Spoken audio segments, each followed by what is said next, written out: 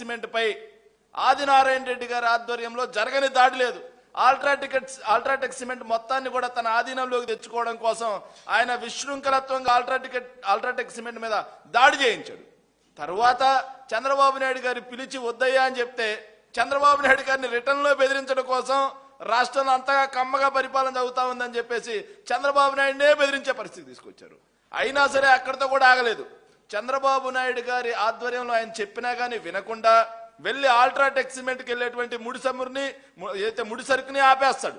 ఇక అల్ట్రాటెక్ సిమెంట్కి వెళ్తున్నటువంటి ప్రతి దాని మీద ఆపేసి అల్ట్రాటెక్ సిమెంట్ మీద కేసులు పెట్టి సొంతంగా అక్కడ పనిచేసేటువంటి వాళ్ళకి స్థానికులు ఎవరికి కూడా ఉద్యోగాలు ఇవ్వలేదని చెప్పి, అదేవిధంగా పొల్యూషన్ కంట్రోల్కి సంబంధించి వైలేషన్ అయిందని చెప్పి కేసులు పెట్టి భయభ్రాంతులకు గురి చేస్తారు. విచారణ చేస్తే 85% పైగా స్థానికులకే ఉద్యోగాలు ఇచ్చారు. ఎక్కడా కూడా పొల్యూషన్ కంట్రోల్ నామ్స్ని ఎక్కడా కూడా వైలేట్ చేయలేదని వచ్చినా సరే అల్ట్రాటెక్ సిమెంట్ విషయంలో ఆ రోజు ఆయన చెయ్యని దౌర్జన్యమే లేదు. సో అక్కడితో ఆగలేదు. వీళ్ళు అధికారంలోకి వచ్చిన తర్వాత ఒక అల్ట్రాటెక్ సిమెంటే కాదు, తర్వాత అల్ట్రాటెక్ సిమెంట్ అయిపోయిన తర్వాత ఏంద్రా అని చూస్తే టీడీపీ అధికారంలోకి వచ్చిన తర్వాత ఈ బూడిద పార్టీలు ఒక్కొక్కరిగా ఒక బి గ్రేడ్ నటిని తీసుకొచ్చి సజ్జన్ జిందాల్ని బెదిరించి ఏం చేశారా అంటే కృష్ణపట్నం దగ్గర ఉన్నటువంటి కంపెనీని మహారాష్ట్రకి పంపించారు. ఆ రోజుల్లో ఇవి కాకుండా తాడిపత్రిలో ఎల్ఎన్టీ సిమెంట్స్ కి సంబంధించినటువంటి పరిశ్రమని జేసీ ప్రభాకర్ రెడ్డికి చెందిన ట్యాంకర్లు ఫ్లై యాష్ కావాలి అని చెప్పి సరఫరా చేస్తా ఉంటే వాళ్ళకి జమ్మలమడుగు ఆదినారాయణ రెడ్డికి ఇద్దరికి మధ్య జరిగినటువంటి బూడిద పోరాటం ఏంటి, బూడిద కోసం జరిగినటువంటి మారణ హోమం ఏంటి అనేది కూడా మనం అందరం చూసాం. దెబ్బకి ఎల్ఎన్టీ వాళ్ళు గజ వణికిపోయారు ఇలా రౌడీజానికి. అది చాలదన్నట్టుగా గండికోట రిజర్వాయర్ వద్ద అదాని వాళ్ళు చేపట్టినటువంటి హైడ్రో పవర్ ప్రాజెక్టు వద్ద కూడా వాటాలు కావాలని జమ్మలమడుగు స్థానిక ఎమ్మెల్యే అయినటువంటి ఆదినారాయణ రెడ్డి చెయ్యని హంగామా లేదు, నానా యాగి లేదు. ఇవి అయిపోయిన తర్వాత కాకినాడ పోర్టు విషయంలో సెజ్ని బెదిరించి తన నుంచి లాగేసుకున్నారనే టీడీపీ సానుభూతిపరుడైనటువంటి కేవీ రావుతో తప్పుడు ఫిర్యాదు ఇప్పించి అరబిందోను కూడా తప్పుడు కేసుల్లో ఇరికిచ్చి భయభ్రాంతులకు గురి చేశారు. ఇక 2024 అక్టోబర్లో నెల్లూరు జిల్లా కృష్ణపట్నం పోర్టు వద్ద మా నెల్లూరు జిల్లా ఆస్థాన తెలుగుదేశం పార్టీ దిగ్గజ విధ్వంసకుడు ఒక ఆయన ఉంటాడు. ఆయన విద్వాంసుడు కాదు, విధ్వంసకుడు. ఆయనే మా సోము అంకుల్, నెల్లూరుకు చెందినటువంటి సోమిరెడ్డి చంద్రమోహన్ రెడ్డి గారు అయితే ఆయన వెళ్ళి నేరుగా సెక్యూరిటీ వాళ్ళని దాడి చేయించినటువంటి పరిస్థితి కూడా మనం చూస్తాం. ఎక్కడితో ఆగల ప్రకాశం జిల్లాలో ఉన్నటువంటి భవ్య సిమెంట్ ని బెదిరించారు.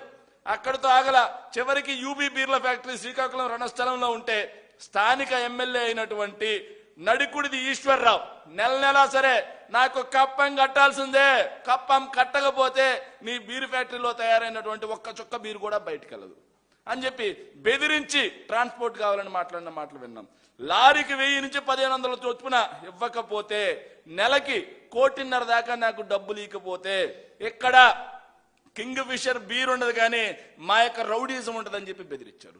ఆయన అదే పనిగా ఆయనే శ్రీకాకుళం జిల్లా పైడి భీమవరంలో కాంక్రీట్ బ్రిక్స్ ఏదైతే వీళ్ళు ఉన్నారో శర్వాణి కాంక్రీట్ రెడ్ మిక్సింగ్ అనే వాళ్ళని కూడా బెదిరించి వాళ్ళని కూడా అక్కడి నుంచి పంపించేలా చేశారు. ఇలా 1, 2 కాదు, రామాయపట్నంలో వాటాలు కావాలని స్థానిక ఎమ్మెల్యే ఇంటూరు నాగేశ్వరరావు బెదిరిస్తాడు. ఇవ్వలేదని చెప్పి నిర్మాణ మెటీరియల్ ని ఆపేస్తాడు. సత్తెనపల్లిలో షాడో ఎమ్మెల్యేగా ఉన్నటువంటి పేరు పొందిన ఒక టీడీపీ నేత ఆధ్వర్యంలో కేడీ ట్యాక్స్ వసూలు చేస్తారు, గ్రానైట్ ర్యాల దగ్గర నుంచి ట్యాక్స్ వసూలు చేస్తారు. ఇలా రాష్ట్రంలో ఉన్నటువంటి పరిశ్రమలను మొత్తం తరిమి వేయడం కోసం వీళ్ళ యొక్క అరాచకాలకి పరారైపోయే పరిస్థితి. అది చాలదన్నట్టుగా ఇప్పుడు కొత్తగా భారతీయ సిమెంట్స్ 17 సంవత్సరాలుగా కడప జిల్లా ఎర్రగుంట్ల వద్ద 15,000 మంది కుటుంబానికి ఉపాధినిస్తున్నటువంటి భారతీయ సిమెంట్స్ లో కూడా దారుణాది దారుణం ఇది. సో భారతీయ సిమెంట్స్ ఏమైనా నామ్స్ వైలేట్ చేస్తే ప్రభుత్వం నుంచి నోటీస్ ఇస్తే వివరణ ఇస్తుంది. ఏమన్నా సరే ఇబ్బందులు జరుగుతుంటే ప్రభుత్వం దగ్గర నుంచి అడగాలి. కానీ ఇక్కడ ఎంత నిస్సిగ్గుగా పాత బీహార్ తరహా జంగిల్ రాజు అంటారు దీన్ని. భారతీయ సిమెంట్స్ కు సంబంధించి కార్మికులు వెళ్తుంటే వెళ్ళనీయకుండా అడ్డుగా స్థానిక ఎమ్మెల్యే పుత్తా కృష్ణ చైతన్య రెడ్డికి చెందినటువంటి తెలుగుదేశం పార్టీ గూండాలు, తెలుగుదేశం పార్టీ రౌడీలు, తెలుగుదేశం పార్టీ ఉన్మాదులు, తెలుగుదేశం పార్టీకి చెందినటువంటి గంజాయి బ్యాచ్ వీళ్ళు అడ్డుగా టెప్పర్లు ఆపేస్తారు. ఇంకో పక్క భారతీయ సిమెంట్స్ కి రావాల్సినటువంటి లైమ్ స్టోన్ మైనింగ్ ఆపేస్తారు. ఇలా వారం 10 రోజులుగా భారతీయ సిమెంట్స్ కి రావాల్సినటువంటి ముడి ఖనిజాన్ని రానివ్వరు. భారతీయ సిమెంట్స్ కు వస్తున్నటువంటి స్థానిక ఏదైతే కార్మికుల్ని అడ్డుకుంటారు. ఇలా రేయిం పగులు అని తేడా లేకుండా షిఫ్ట్లు వేసుకొని మరి రోడ్లకు అడ్డంగా టిప్పర్లు, లారీలు, ట్రాక్టర్లు పెట్టి దౌర్జన్యకాండ సృష్టిస్తా ఉన్నా సరే సీఎంఓ ఏం మాట్లాడదు, పోలీస్ యంత్రాంగం ఏం మాట్లాడదు.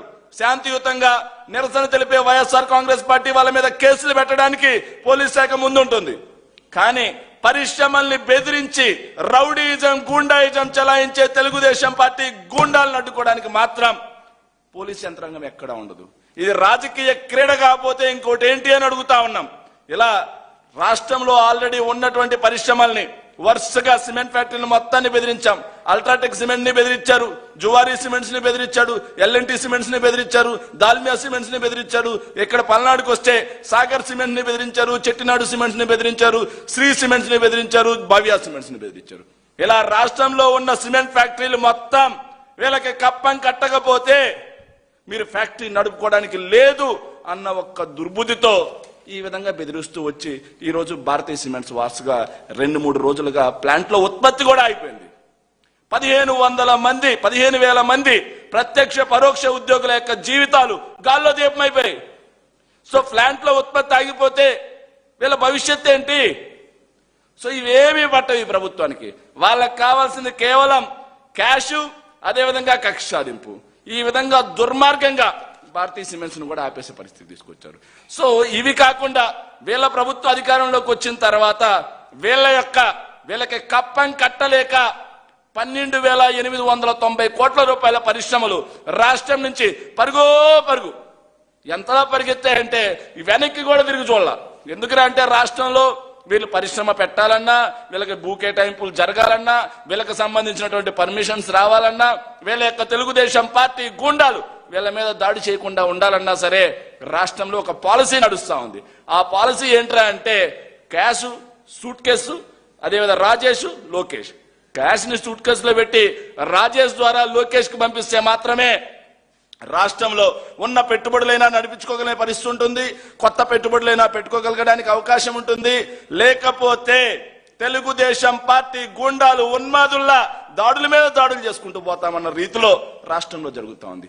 ఒకవైపు మనం గమనిస్తే వీళ్ళకి ముడుపులు చెల్లించలేక, వీళ్ళ యొక్క కప్పాలు కట్టలేక, వీళ్ళ యొక్క ఒత్తులు తట్టుకోలేక రాష్ట్రం నుంచి పారిపోయిన పరిశ్రమలు ఆల్రెడీ ఇవేవైతే ఉన్నాయో వీటిని బెదిరించారు. ఇక పారిపోయిన పరిశ్రమలు చూసుకుంటే టాటా ప్రాజెక్ట్స్ అనేది కృష్ణపట్నం దగ్గర కడతాన్న ప్రాజెక్టు పెడతామని కాస్త 6,675 కోట్ల రూపాయల పెట్టుబడి పరుగోపరుగల కప్పం కట్టలేక.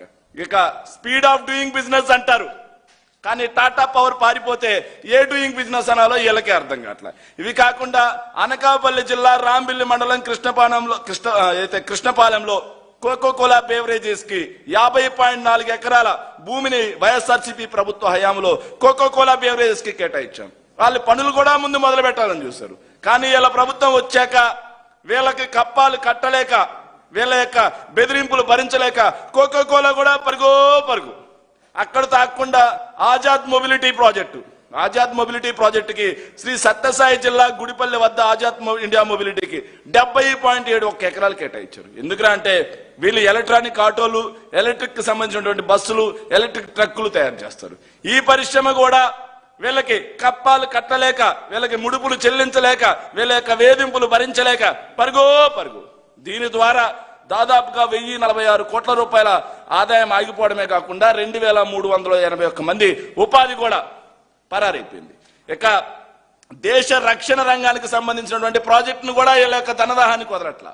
దేశ రక్షణ రంగానికి సంబంధించి అనంతపురం జిల్లా తిమ్మసముద్రంలో జిన్ఫ్రా ప్రొసెసన్స్ కి కేటాయించినటువంటి 121.5 ఎకరాల భూమిని కూడా వాళ్ళు రద్దు చేసుకుని పారిపోయారు.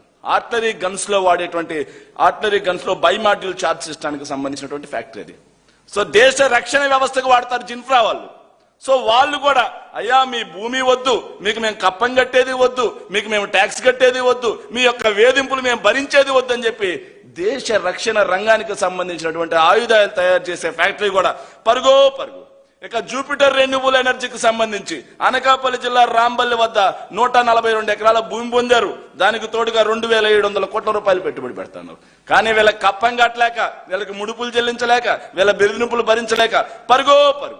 ఈ విధంగా రాష్ట్రంలో కొత్త పరిశ్రమలు ఏవి రాట్ల వీళ్ళకి ముడుపులు చెల్లించలాగా. ఉన్న పరిశ్రమలను మాత్రం వాళ్ళ యొక్క తెలుగుదేశం పార్టీకి చెందినటువంటి ఎమ్మెల్యేలు, స్థానిక నాయకులు, నారా లోకేష్ కి సంబంధించినటువంటి వ్యక్తులు వీళ్ళందరూ కూడా కప్పం కట్టాలి, మా చెప్పు చేతుల్లో ఉండాలి, లేకపోతే మీ ఫ్యాక్టరీ యొక్క ప్రొడక్షన్ ఆపేస్తాం, లేకపోతే మీ ఫ్యాక్టరీకి వచ్చేటువంటి ముడి ఖనిజాన్ని ఆపేస్తాం అన్న రీతిలో ఫ్యాక్టరీలను మొత్తాన్ని భయభ్రాంతులకు గురి చేస్తున్నారు. కొత్త ఫ్యాక్టరీలు వీళ్ళు అధికారంలోకి వచ్చిన తర్వాత 23 నెలల్లో 23 లక్షల కోట్ల పెట్టుబడులు అంటూ ఓదరగొట్టారు. వాస్తవంగా చూసుకుంటే వచ్చిన పెట్టుబడులు ఎంతరా అంటే 6,500 కోట్ల రూపాయలు మాత్రమే అని చెప్పి పార్లమెంటు సాక్షిగా పరిశ్రమల శాఖ సహాయ మంత్రి వెల్లడిస్తాడు. సో 6,500 కోట్ల రూపాయలు ఎక్కడ, 23 లక్షల కోట్ల రూపాయల పెట్టుబడులు ఎక్కడ? సో వాస్తవంలో 6,300 కోట్ల రూపాయల పెట్టుబడులు 2 సంవత్సరాల్లో అంటే అత్యంత అధ్వాన్న రీతిలో ఈరోజు పారిశ్రామిక రంగం ఉంది. పారిశ్రామికంగా విధ్వంసం, వినాశనం, సర్వనాశనం చెందింది ఈరోజు. ఎందుకురా అంటే ఉన్న పరిశ్రమల్ని బెదిరిస్తారు. ఆల్రెడీ జగన్మోహన్ రెడ్డి గారి ప్రభుత్వ హయాంలో తెచ్చిన పరిశ్రమల్ని వెళ్ళగొడతారు. కొత్త పరిశ్రమలు రావాలంటే వీళ్ళకి క్యాష్ రాజేష్ ద్వారా సూట్ కేసులో పెట్టి నారా లోకేష్ కి పంపించాల్సినటువంటి పరిస్థితి. ఆ క్యాష్ ని సూట్ కేసులో పెట్టి నారా లోకేష్ కి రాజేష్ ద్వారా పంపించడం కంటే పక్క రాష్ట్రంలో పెట్టుకుంటే మేలు కదా అని చెప్పేసి పక్క రాష్ట్రానికి పరిశ్రమలు పారిపోతా ఉన్నాయి. సో ఈ విధంగా రాష్ట్రంలో పారిశ్రామిక విధ్వంసం జరుగుతూ ఉంది. ఎంత దుర్మార్గం అంటే, సో జగన్మోహన్ రెడ్డి గారు గురించి వీళ్ళు మాట్లాడుతూ ఆర్థిక విధ్వంసవేత్త అని చెప్పి పారిశ్రామిక విధ్వంసవేత్త అంటారు. జగన్మోహన్ రెడ్డి గారు 5 ఏళ్ల ప్రభుత్వ హయాంలో 1,20,000 కోట్ల రూపాయల పెట్టుబడులు గ్రౌండ్ అయ్యాయి, కానీ పారిశ్రామిక విధ్వంసవేత్త అంటారు. కానీ చంద్రబాబు నాయుడు గారు ఈ 2 ఏళ్ల ప్రభుత్వ హయాంలో 6,500 కోట్ల రూపాయలే పరిశ్రమలే గ్రౌండ్ ఇవ్వడంతో కాకుండా 12,000 కోట్ల రూపాయలు విలువైనటువంటి పరిశ్రమలు పారిపోయాయి. మరి ఎవరు విధ్వంసకారుడు?